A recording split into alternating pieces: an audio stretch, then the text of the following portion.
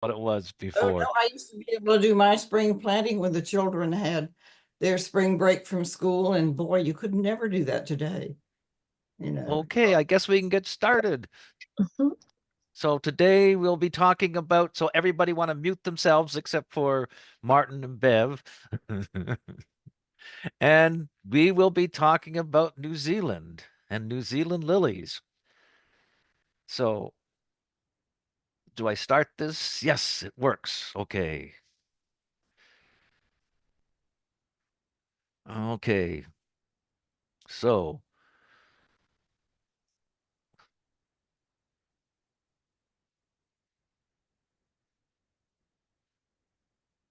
there we go. Oops, don't do that. So here we are, New Zealand and lilies, and they are great partners. It's interesting. New Zealand is a country about the size of Colorado and about 5 million people. So I was thinking about that, and I told Bev that that's about the size of the Golden Horseshoe population-wise. And we only have one Lily Society, but New Zealand has a number of Lily Societies. So, and you got to think of New Zealand, north is warm, south is cold. It's the opposite to North America or the Northern Hemisphere. And these come from Peggy, these slides, and this is how she takes from Minnesota, she goes to New Zealand. How long of a trip is it, Peggy? By air. You got to unmute yourself. I'm sorry. 12 to 13 hours from Okay. Los Angeles. Similar to, so it's from Los Angeles that you fly out then. Yeah, that's what I do. Okay. Some people Okay. go from Chicago now. Oh, okay. 15-hour flight from 15 hours. Oh, ugh. Okay. So it's a long trip. Okay. So there are 4 different Lily Societies in New Zealand. There's the New Zealand Lily Society in Christchurch, the Auckland Lily Society in Auckland, the South Canterbury Society, and the Otago Society. So they have 4 societies for 5 million people. This is a picture of the winning table of honor, if I'm not mistaken, from the New Zealand Lily Society. So you can see they grow some fabulous lilies in New Zealand. So here is the location. Auckland's way up in the north where it's warmer. Christchurch is in the middle. Timaru and Dunedin, I should say. And the further south you go, the cooler the climate. So Christchurch is more of a Mediterranean climate. Is that correct, Martin? No, not Mediterranean, it's maritime. All of New Zealand's climate is maritime. Auckland's just warmer, it gets more tropical dominated weather, whereas the South Island is pretty much dominated by weather patterns that originate down in Antarctica or come across from Australia, south of Australia. You get snow in the south, do you? And north to some extent, but certainly the mountain range Yeah, across the South Island gets snow, quite a lot of it each year. yeah. Okay. So the New England Lily Society, it's the largest society with the greatest show. As you can see, there are huge numbers of stems, and there's a lot of wonderful stems. Are florets as important in the New Zealand Society as it is in the others for in the show, I guess Martin? that I guess that florets are considered to be an opportunity for the newbies, the newcomers to get involved in showing lilies. So I guess it's primarily the domain of new growers and getting them involved in their first show or so. So that's the I think the reasoning behind it. Okay. So here's based in Christchurch. This is the largest society. And there's the florets, and there's the stems in the background.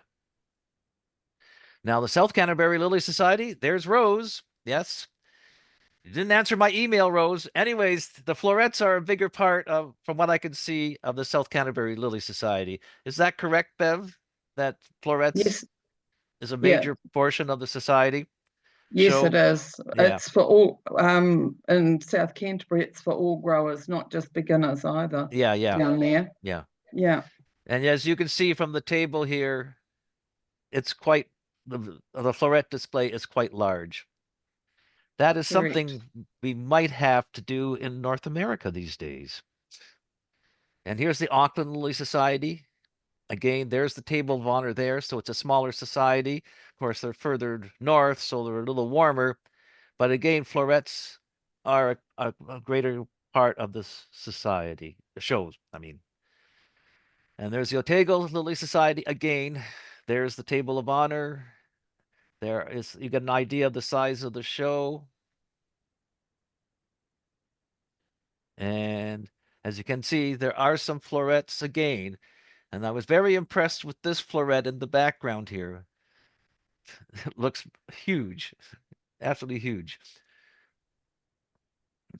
So, Can I break in and say something? I don't quite know how to do it. I keep doing my raise hand, but I don't know if it shows. okay. Anyway, what I was going to say is I think one of the huge advantages of florets is you encourage people to do amateur breeding. Because you if and the you can get thing is some, just first made a nice stem, you don't want to cut the whole thing to bring that's in right, that's right. flower. But you can take a flower in and people can see, you know, what you found exciting, at least about the color pattern and form and everything. Yeah, I think we should in the nulls start doing florets as And it's well. easy to do that. I mean, it's easy to do, and then you don't ask people to erect their stems or Right, right. set No, I back. agree. I agree. That's why I'm mentioning these things. I'm trying to encourage this. Okay. Significant hybridizers and growers. There's Martin Toon in Christchurch, Lane Spence in Marlborough, Bev Winter, Des Paulson, and Leonie Christie. Or these are the ones. There's Rex. Hi, Rex. Rex and Gail attended the 2019 NALS show in Boston. Rex is president of the North New Zealand Lily Society, and him and Gail work very hard at setting things up for the people. Yeah, I'm good, Brian. Thank you. You're welcome. Here is Leonie Christie, and you want to say something about her, Bev? Yeah, well, Leonie used to work very closely with Des Paulson, and Des was a great hybridizer from, he lived in Timaru, so South Canterbury. He was also a member of the New Zealand Lily Society. He grew a lot of species. I know I fell in love with one of his collegiais, but with Leonie, she was concentrating for a while on green trumpets, of which I have quite a few in my garden. They've been really beautiful. Okay, thank you. And there's Peggy and Lane Spence in 2014. Hi, Peggy. You look younger there. And here's Lane Spence in 2020. He has daylilies, good for him. Everybody who grows lilies has to have daylilies. Anyways, that's his daylilies, and that's in the front of greaseback hybrids. Where did he ever get those from? The greaseback ones. How did he ever import? Or he must have just got seed. He got seed from Robert Okay. directly. Okay. Thank you. I was trying to figure that out. He's also got a windbreak up there because you'll find out why. As you can see, it's pretty dry in that country, right, Martin?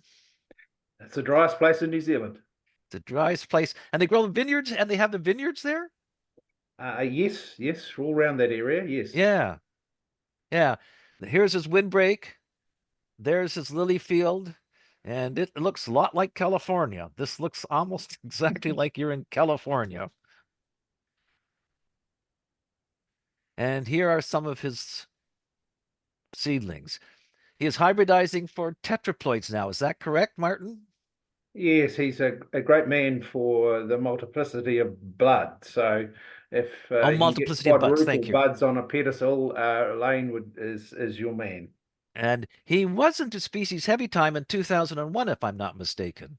Oh, yes, he's been a great collector throughout his life, and still has quite a few. Not so many as he probably had in the past, but certainly he's a very, very knowledgeable in species and their intricacies, and can identify them from quite some distance.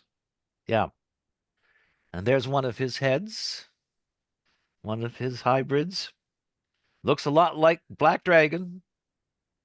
Probably came from Judith. Probably came from Judith, or anyways. Well, we had a wonderful time when he came to my house, quite some years ago. That and was 2001, wasn't day- it? I can't remember exactly. I mean, I didn't know him. Charlie Kroll told me he was. Yes, yes, Said yes. any friend of Charlie Kroll's is a friend of mine.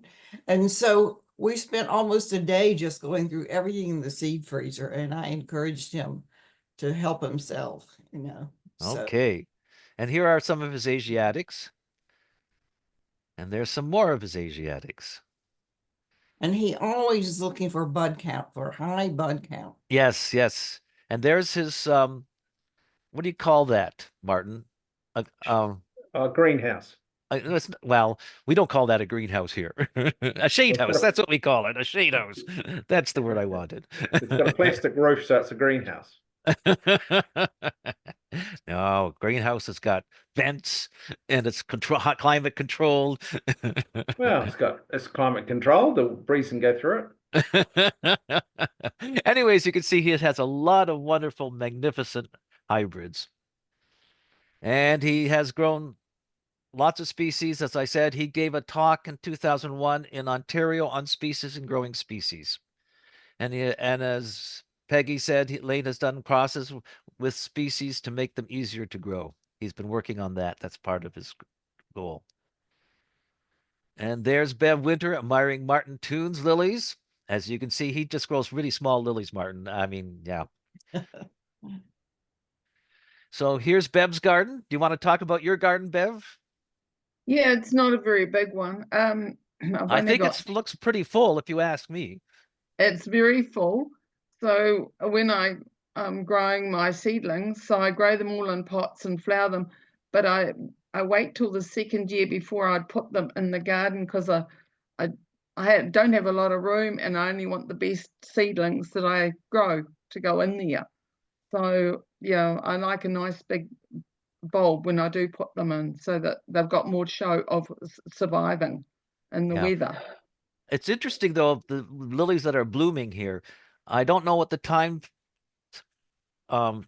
area is, but there's fusion growing with trumpets, growing with Asiatics. You would not see that in Canada. I can tell you that right now. You would see Asiatics, fusion, LAs, and then the trumpets and the OTs, and then the Orientals. Well, there's a Yeah. period here where we are where they would overlap at one point. Yeah. Yeah, The yeah, later they- flowering Asiatics, and then fusion comes in there yeah. for most of the trumpets, but the things that have regalia in them are as early as the later Asiatics. Yes, yes, that's right. Thank you. I should have mentioned first we have the Mardigons in June. Oh, yeah. Okay, and here, Bev, there's your little poly house, is it? For growing the Yes. seedlings, and there's your Yes. seedlings growing in the pots Yes. and along the and- side of the house Yes, that's correct. and along the side of the fence here. Yeah, that's down the drive. I'm running out of room, you see. You just have to start, and we'll talk about that. We'll ship some bulbs to Canada. How's that? And here are some of the things that Bev has grown. And here are some seedlings. And Bev, you've grown a lot of NALS seed. Oh, Have yes. you? Yes, I have a lot. A lot. Yeah, that's been my main with the RHS seeds as well. I don't seem to get as a good a rate coming up through with the RHS seeds as I do with Nils.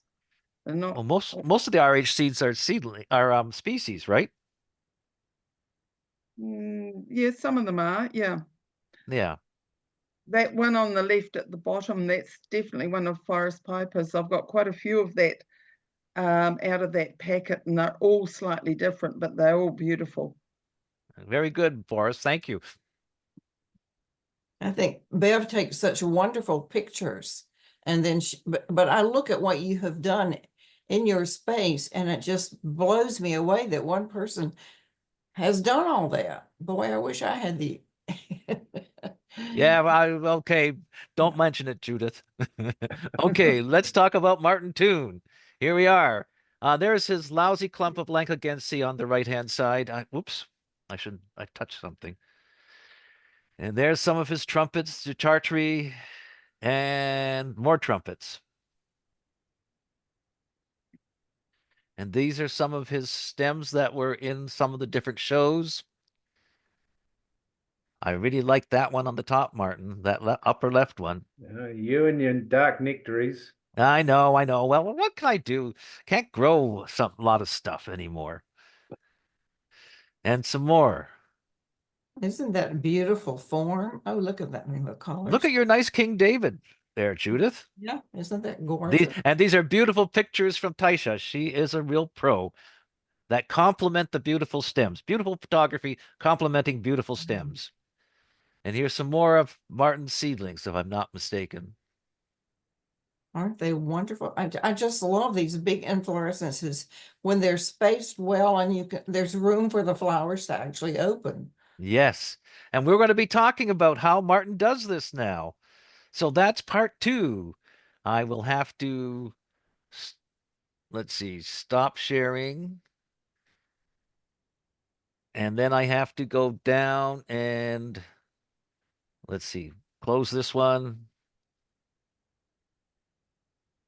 and get the other one up. I've been practicing, people. Okay, where's the other one now? Okay, so here we are going to get back to sharing again. Okay. Share.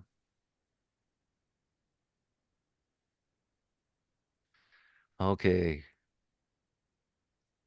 And then here we go. Martin, you're going to be on.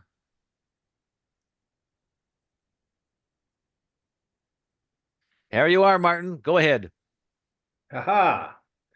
Right. Hello, everybody. My brief way back in June was to describe a process that I go through to grow lilies for the show table, taking a series of photographs from mid-June when Brian first contacted me through to our January show, which is annually on the second Saturday of the year. So I'll just run through these things. We'll talk about planning. Very rarely does success come by accident, and so you need to plan for how you're going to be successful in a show. You plant appropriate lilies, make sure the stems are straight. We'll talk about watering, mulch, and fertilizer, and protecting the stem from damage, and a spray program that gets the lily to the show in good condition.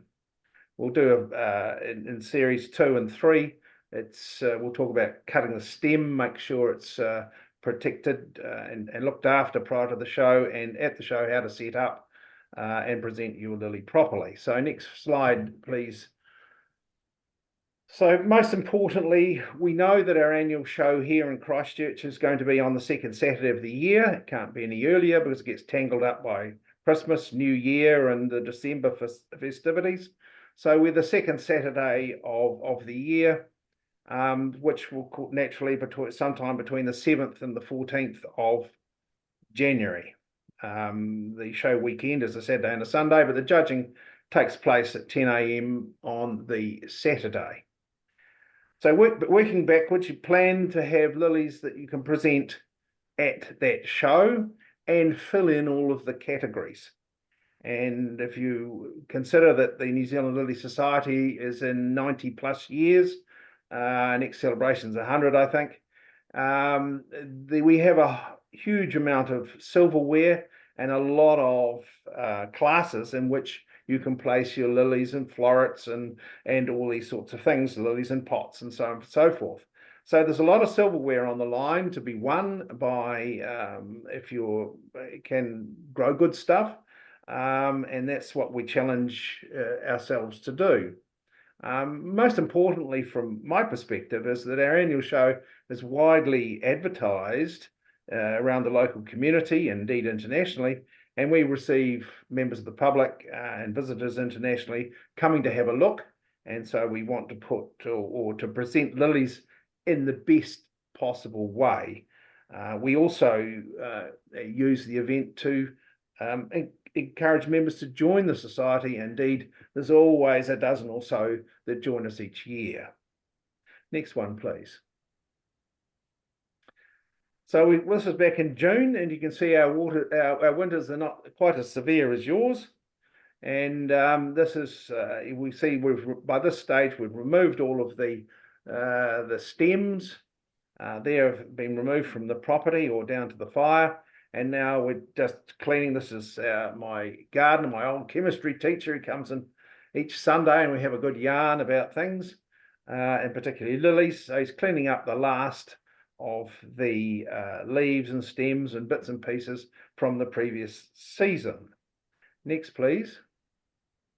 Most importantly, these all get removed from the lily area, removed from the property, and here's an unwilling helper who's lifting some, the scrapings into a rubbish bin. However, your daughter. Yes, unwilling participant, shall we say. But normally there are trailer loads of bits and pieces that are left over, so I just took that photograph with a rubbish bin beside it. Next, please.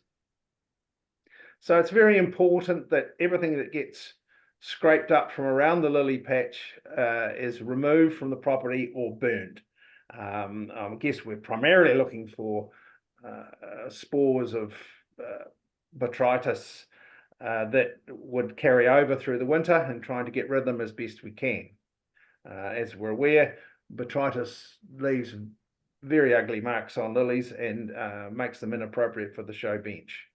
So this is burning the old stalks. Next, please, Brian. And once the area's been cleaned up, then we just spray with copper oxychloride, which gets rid of anything that's left behind, and a few applications of this throughout this period can do no harm. If I was spraying that and not my daughter, then I would add a lot of spray for weed control as well. Next, please. And again, part of the planning is that you need to know what your soil is like.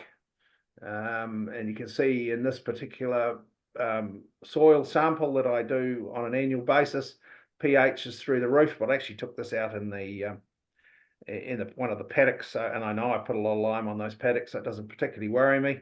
But you identify those important trace elements that you should have, and in my case, normally I add them to anything that's short. We add to the fertilizer mix. Canterbury is notorious for being short of selenium, and that's always added into our fertilizer mix. And in our area, it's also because we're on a riverbed and drainage is very, very good, then the sulfur gets leached out as well quite quickly. And indeed, you'll see there's virtually no sulfur. So we add that into our fertilizer mix as well. So again, this is all part of planning. There's our fertilizer, which contains a whole lot of stuff that's specific to our site, and looks after the lilies as best we can. Next, please, Brian. Okay, yes. There you are. Oh, what a profile. So then I would normally get a friend of mine with a fertilizer company to prepare fertilizer specifically for the garden, add in as much as I can, judging by the soil tests and other bits and pieces, and on she goes. Next, please. At this stage of the season, very early on, I'll put some Epsom salt or some magnesium sulfate on. I do that twice a year. We're a bit short of magnesium, and it also greens up the lily leaves quite nicely. It's a good product to have on the lily. Do you put that on twice? Yep. Okay. Yep, once Epsom early and salts. once in mid-season. Okay. Thank you for that piece of knowledge. Then it's on to the mulching program, and we mulch. We all know why we mulch, and I have most of my species lilies that are outside the greenhouse are in a garden border, and they get the privilege of leaf mold. So this is 2-year-old leaf mold that I have prepared. I'll be lying around paddocks, etc., for this occasion. Next, please. And it's Ken's job to biff it onto the various, as you can see, the border has patches of lilies. They're pretty much all species, and we just spread the well-rotted leaf mold onto them. Next, please, Ken. Next, please, Brian. Once I run out of leaf mold, which comes pretty quickly, then it's on to the horse manure, and this goes on most of my lily beds, depending upon time. This horse manure is delivered to the property. I negotiate with horse trainers who are not feeding their horses on paddock grass, so there's no weeds in it. And generally 30 to 40 cubic meters a year gets delivered to home. I pay for the transport normally. And this stuff here is 4 years old. It's been lying around for 4 years. I turn it every now and then, and it's time for that to go on to the lily beds, the beds from which show lilies are coming. So these are the piles in one of the paddocks. This is 4-year-old horse manure in front of us. The next one is the second year of leaf mold. Following that, there's some rubbish that goes on the rhododendrons, and then all those piles in the background are horse manure for the next few years to go onto the lilies. Next, please. So once again, the plan comes into play, and this is the lily spray and fertilizer program that I'm using, very much based upon the chemists in Barker Bulbs in Holland. Barker Bulbs have an acreage just south of Christchurch. They export 21 million bulbs a year. Next to them is Royal Van Zanten. They export about 24 million bulbs a year. So we work. Barker Bulbs are a great sponsor of our society. They give us bulbs to sell each year, and I work closely with the chemists and the people in Rakaia, which is just south of Christchurch, as I said, and applying their spray, fertilizer, herbicide, etc. program. When I go through it a little bit, you can see the dates down there. You'll find they're all Sundays. So Sunday spray day at our place. And so we're spraying fungicide primarily for Botrytis elliptica. Insecticide is primarily looking for green and black aphids. Other is just protection. Fertilizer is obvious, and then the herbicide is something that the commercial people use a lot more than I do. So if I may explain, say, go back again, please, Brian. Yep, I'm sorry. Early in the season, 1st September, I'm throwing a bit of Epsom salt on. By the 29th of September, it's very trendy these days to use 2 sprays for botrytis, and I've got 2 combinations there: Flint and Folicure, Collis and Sportac, and I just interchange them each week. So this is a little bit more than them because I have a lot of tetraploids, and as we know, tetraploids are problematic when it comes to botrytis. So, Martin, can I just ask, is your growing area particularly prone to botrytis and some of these infections, or is this mainly sort of precautionary rather than reactionary? They're very prone to it. I mean, I have probably my main paddock for lilies is just over 1/4 acre, and there'll be 8,000 lilies in it. So a monoculture of that size and that many lilies stuffed into a short space will give you all sorts of problems. And Botrytis elliptica, I like to think of Botrytis elliptica or the war that I wage with it as being just that. If the weather conditions favor botrytis, they'll win the war. If the weather conditions are like a normal summer here, and I spray regularly, I'll beat botrytis. The spores are always there, and it's just a matter of giving yourself the advantage by spraying each week with a, I like to think of it as a systemic and a knockdown spray. It's not quite right. Prophylactic spray. Yeah, and we'll beat it. So most years I managed to beat it. This year was pretty good, although the weather conditions in the end favoured botrytis. But you know, if you're diligent, you can win the war. So that's where we are here. As far as insecticides are concerned, I generally just rotate systemic insecticides each week. I have thrown Mavento in there at some stage. Copper oxychloride there, just as a bit of a cleanup on the ground, and gives the lilies a little bit of frost protection earlier on. On the 22nd of September, you can see I've thrown a bit of soluble on. That's just because we're a bit deficient in boron. It gives the place a bit of boron. The general fertilizer we've spoken about, and that's starting on the 29th of September. I do throw that on every 6 weeks or so. On the far side, this is more Barker bulbs. They use Stomp as their herbicide. So when the lilies are dormant, they put plenty of it on. And there's a note at the bottom as to how they use Goltex. Goltex is again a herbicide which, used in very diluted form, can control weeds in their large acreages. Something for you to think about. I don't use it, but it's there for those who want to try. So the copper oxychloride in the other department goes through till 27th October when we're usually free of frosts. So that's the spray program. Off it goes, off we go. There are some notes there. The insecticides are primarily systemic. So if we see any green aphids, we'll add Paramore. And if we see black aphids, we add Mavento. Mavento is wonderful stuff. Works very well. There's the Goltex explanation.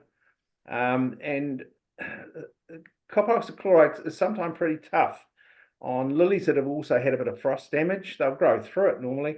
But I find martigans don't like copper oxychloride too much, in which case we'll change it to Coside, which is a little bit less damaging. Application rates. This is a note for myself. So I have a 14-litre mist blower. It's an old thing I've had for years. It's great. And it just gives me the application rates for all of the spray that I have. And so I forget it from week to week, so I have to look it up, and it's just for my reference, I keep it that way. Next, please. So here we go, giving them initial spray, and that occurs, I just mix the sprays up. I haven't put any horse manure on that patch, have I? That's a bit slack, but there you go. So this what are the white specks? Is that the fertilizer? Yep. Okay. Yep. So there are a few early ones, so they're getting looked after. Next, please. So there are a few litmus tests, I like to call them, plants that will tell you whether your spray program for botrytis has been successful. And there's my candidum patch. It's the lily that always gets botrytis. So if you can keep that free, generally the whole garden's free. Next, please. And once the spray program gets underway, remember to spray the rest of the garden. There's no point in spraying the lilies for green aphids when your peonies are covered in them. So peonies, another one, gets sprayed at the same time. And next, please. And the irises, they also harbour the enemy, as it were, and they need to be sprayed. The worst plant I find is hellebores. They tend to be aphid factories, and they too will get a good spray, although the population of hellebores in my garden is diminishing quickly. Okay. It's easier to pull them out than spray them. and I get asked quite often is when you get these great big clumps of lilies, and there's I don't know, probably Volmeri on the left, and there's that'll be one of the Asian species in the middle and another American hybrid on the right. How on earth do you spray in the middle of those? Well, the answer is it's pretty impossible. And all those 3 clumps are marked for lifting this year. I'll keep a couple of bulbs of each, and the rest will be given away. Oh, you can always give them to us in North America. Yeah, good luck getting them in. So we're underway with the season. It looks like Charlie Kroll Lane, doesn't it? And so it's just a matter of keeping an eye on them. Watch for them as you know, they always look good already at this stage. You can tell the ones that are destined for the show bench. And you know, this is quite early on, and they're looking big, and they're likely candidates. So you've got to wander around on a regular basis, seeing which ones are going to get to the show bench and treating them accordingly. Next, please. And again, here's Northern Carillion. A difficult thing to get to the show bench. I wonder whether we bother anymore, but it falls all over the place. Not much use. So already I think it gets to 7, 8 feet tall here, and which is just too tall to deal with. But anyway, here we go. It does fall over quite a lot, and it needs staking. Next, please. So these are more likely for the show bench. They're showing a bit of potential. They're straight stems, reasonably well spaced, not going to beat each other in the wind. So yeah, they're looking good. So I'll keep an eye on them and see how we go. Next, please. This will be an American hybrid of some description. Again, won't be at the show. Will be complete and flowering early December for us. Next, please. And that to be, these are more and more of the things that I've been breeding, the greaseback tetraploids. Okay. And you can, as you can see, there's some good inflorescence coming through in all of them, quite close together. So they'll probably get replanted the following year to give them a bit of space. Next, please. And here we are in early December. The canadyms are flowering, and there's no botrytis. And so I would shout myself a cup of tea with a good result. So it's many years I've got to this point, and the botrytis is evident, but this year they're fine, and they're still fine, which is great news. How many types of candidum have you got there? Oh, there's only a couple there. That's Cascade strain in the main. Yeah, I was looking. There'll be Salonicae and there's Cernium in there as well, I think. The Cernium, okay. Yeah. The late ones will be Cernium. Yeah. This is just an ordinary bog standard 4N pink trumpet. And they grow like weeds. But this particular plant out of 50 odd seeds that I sowed had great pedicels, as you can see, and the inflorescence is very regular, and this is what we're looking for in a show lily. The other 49 have all gone, and I've kept one. There are now 8 stems of it, and pretty much what you're looking for in a show lily. So it's a pink trumpet that's going to flower too early. Nevertheless, it's a good asset to have in the garden. And you can see at the bottom, there's not too many. They're not wasting too much energy on boblets. But the inflorescence is looking pretty good. So he will be kept for breeding. Okay. Again, the Kroll trumpets. Kroll, okay. The Kroll trumpets are getting bigger. They tend to flop a bit, so straighten them up if you have to. Next, please. This year, Northern Carillion again, getting taller and taller, and you can see it's been staked. Now it'll damage itself on top of that stake. So it looks a lot like Starburst Sensation right now. What they used to, that's what it looks like. The old Starburst Sensation. Next, please. Yep. I popped that in because that is Lilium legiangensi, or tenii as it's called these days. And I just thought, wow, look at that for an inflorescence and pedicels, and perhaps we could do something with that in the future. So that was just me scratching my brain thinking, oh, this looks quite good. And I have many of them with inflorescence that long, you know, 2/3 inflorescence and 1/3 stem. It's a very unusual lily. So I popped Yeah, that you in there for interest. can't put that in the show. You would kill it. Yeah, there'll be not much left. This is early on in the season anyway. So here it is. There's the inflorescence starting from here, Yeah. going all the way up to Yeah. the telephone pole. Yeah, yeah. I popped that in for Peggy because I'm accused of not having any Asiatics in the garden. They flowered mostly too early for our show, but there are a few there, and I popped it in just to prove to Peggy that I am growing some. And what's behind there? What is the orange ones right at the very back there? They look like an American Species that hybrid. yeah, American that's what I was hybrid by the thinking. look of that Okay. one. Okay, thank you. Next one, please. And that's another one for Peggy, just to prove that I do grow them, Peggy. And some species. And I just thought I'd put that one in to show the drippers on the ground in action.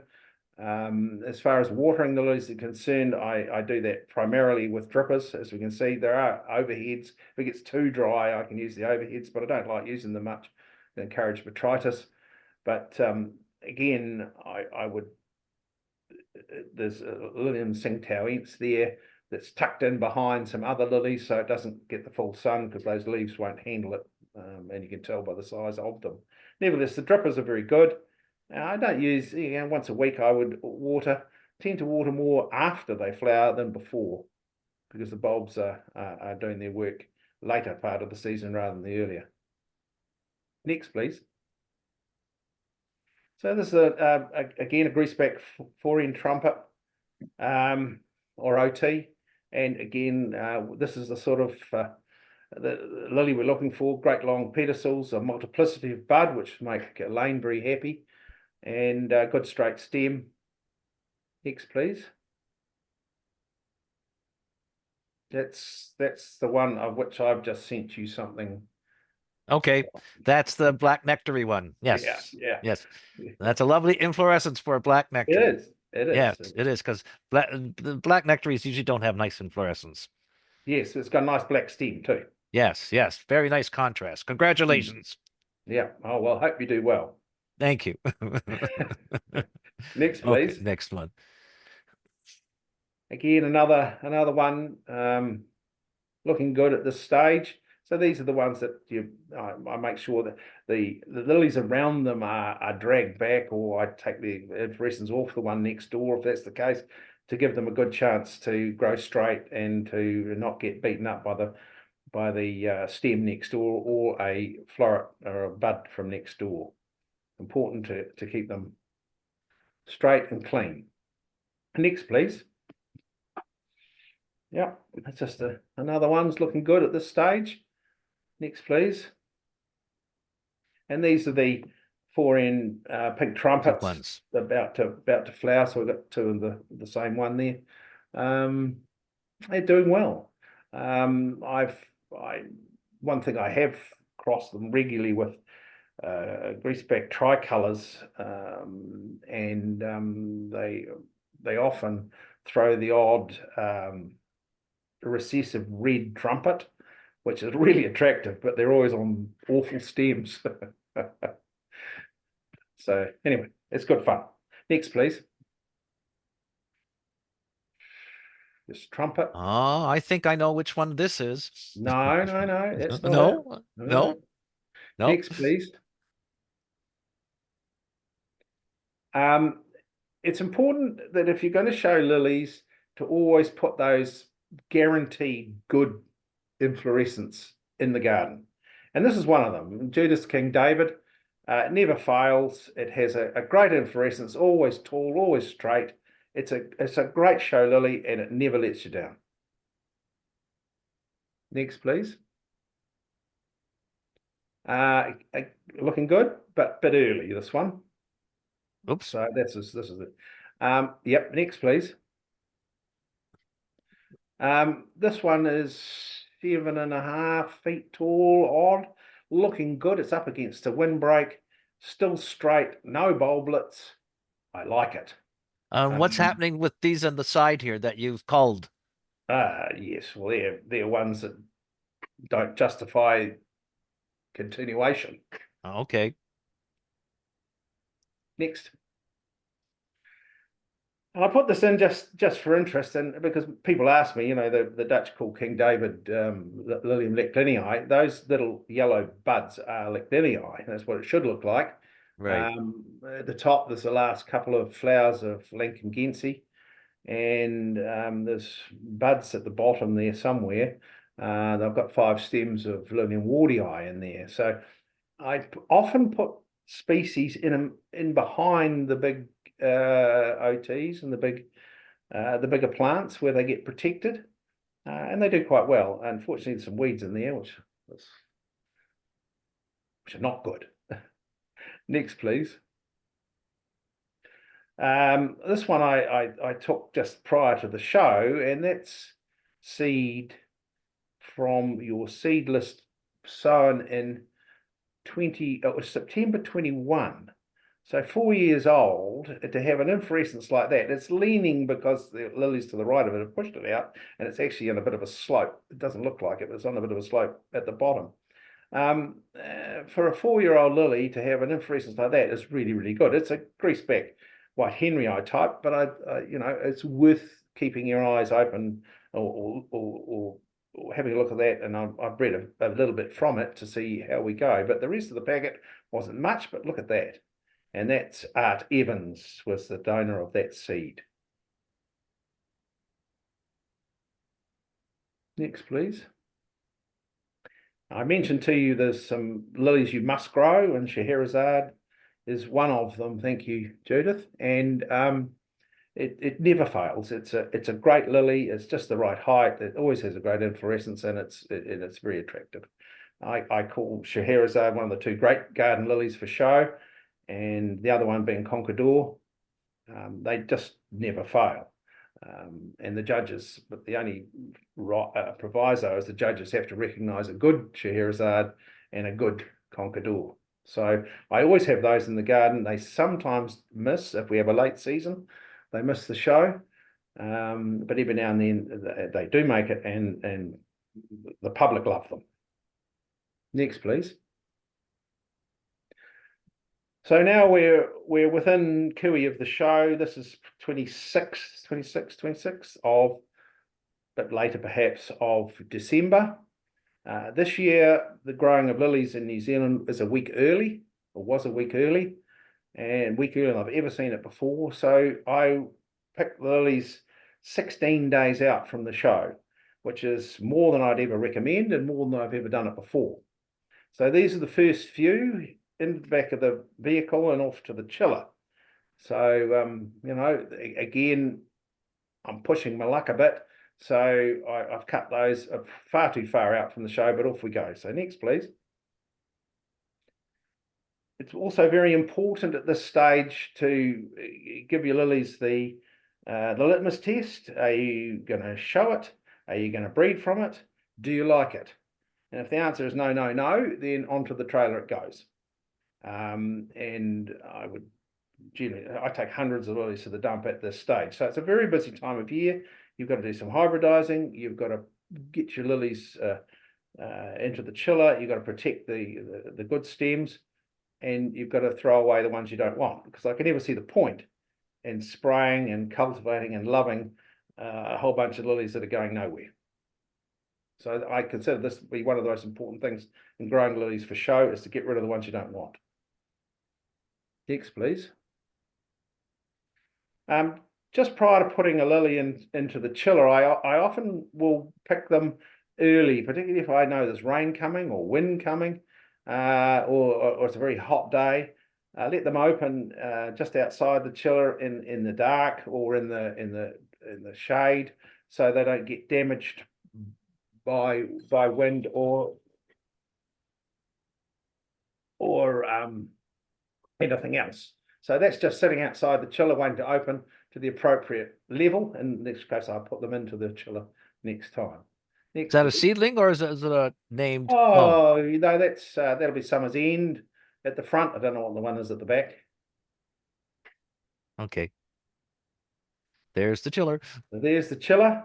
So I have Lilies 16 days out, as I said. Normally it would I try and limit to 11.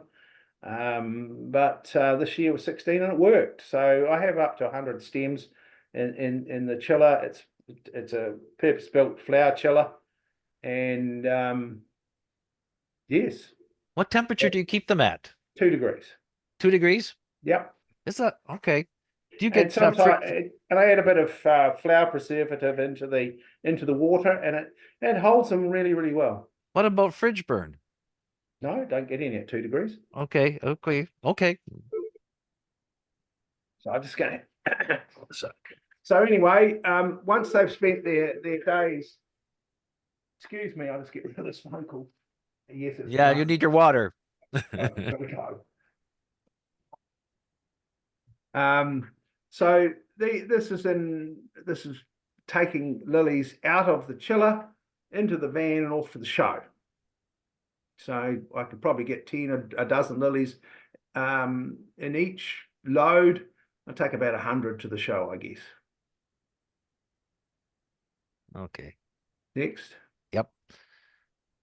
So set yourself up at the show. You know, here we go. That's my table with all the gear you need.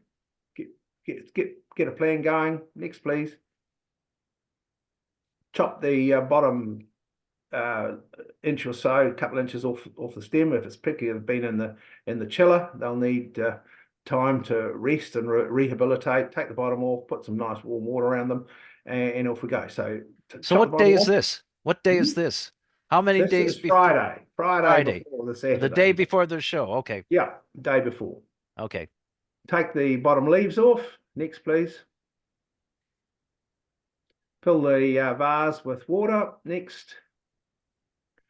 And place the lily in to make sure that the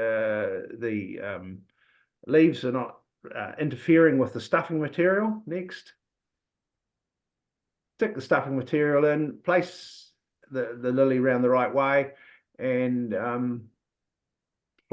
take it off and put it in the show in the appropriate spot. If you're in doubt as to the appropriate spot, there's always a show marshal around who can help with direction and the placement of lilies in the show bench.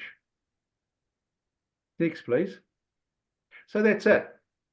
I've been right through all of this with you. This reading, Brian's asked me to provide a PDF of that, and I will tomorrow, which is available. But that just summarizes what we've been talking about: planning, plant lilies that will flower at the time of the show. Lilies are required to have straight stems, so your likely specimens in the open, and so it goes on. So that's what I've been through today, and hopefully it's helpful to everybody. And hang on, you asked for some of these to put in. Well, this was my input was to finish there, and Tasha was going to take over, But with her photography as the results of our growing of lilies here in New Zealand. She's unable to attend because her husband is very, very ill, and she sent us photographs anyway to go through. So I don't know what you've picked out here, Brian, but I've picked out some of the best of the show for you. Oh, okay. Right. Okay, there's your Conquistador, 2018. Yeah, I don't. Yeah, that's one I said don't forget. Right. There's your There's a King David. There's your King David, 2021. Yeah. And what is this? It'll be a Charlie Kroll Aurelian of some description. Looks like Madame Butterfly, but not quite, I don't think. It won't be. It'll just be whatever Charlie has donated to the seed list. Okay. And that's one of my Aurelians, well, trumpets, Aurelians, I guess. Very nice. 24, yeah. And there you are. Best in show for this year. Yeah, it was nice. Nice. I grew up in a garden full of black dragon. My father grew a lot of them, and indeed, in those days, our show schedule had a whole class of black dragon. Really? And I like the downward facing ones as opposed to the outward facing ones, and this is a good example of it. And as we discussed earlier, I think Judith said seed from this to Lane, and I pinched a couple when I was up at his place. Yes. It's a classic black dragon, everybody. Yeah. This is what black dragon's supposed to look like, right, Judith? You can turn yourself. Now Yeah, I've thank you. got it. Yeah, that looks wonderful. Yeah. And it's also influenced by how much light it gets and that it should not be so hot. The anthracene and the dark pigment on the outside. Right. That just looks wonderful. Yeah. The That perfect just makes my conditions. heart go pity pat.